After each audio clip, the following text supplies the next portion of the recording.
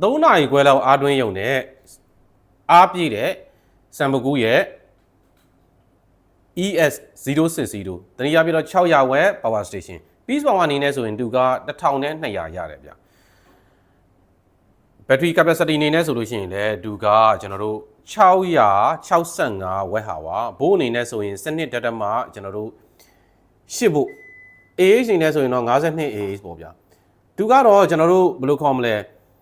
solar နဲ့အားသွင်းမယ်ဆိုလို့ရှိရင်တော့သူ့ထဲမှာတော့ solar controller ဘေးတင်မပါဘူးကျွန်တော်တို့ solar controller တီးတဲ့ထပ်ထည့်ရမှာပေါ့ဒါကလည်းကောင်းပါတယ်နောက်တစ်ခုကတော့ဒီမှာဆိုလို့ရှိရင်သူကဒီမှာဆိုရင်မြန်မာ version ဒီတခြားဒီ language version နဲ့ပြီးတော့ဒီမှာ specification ကိုလည်းသူကဒီတွေထည့်ပေးထားတယ်ဗျအဲ့တော့နောက်တစ်ခုကတော့ဗာလဲဆိုရင်အားသွင်းတဲ့ DC ကျွန်တော်တို့ input အောက်မှာဆိုလို့ရှိရင်လည်းသူကဘယ်လိုခေါ်မလဲအားသွင်းတဲ့အခါမှာရှောင်ရံလေးတွေကိုသူကထည့်ပေးထားသေးတယ်ပြီးတော့လို့ရှိရင်တော့ဒါကသူ့ရဲ့ machine number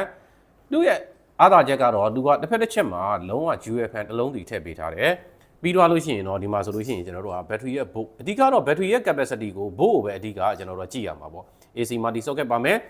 5 ampere output ကျွန်တော် type C 2 ပေါက်နဲ့ USB output 2 ပေါက်ပြီးတော့လို့ရှိရင်ကျွန်တော်တို့က lighting လေးထွန်းနေတယ်ဆိုရင်ထွန်းလို့ရသေးတယ်ဗျကဲအောင်မကန်ကတော့ကျွန်တော်တို့ဒီစက်ကြီးကိုတော့2နှစ်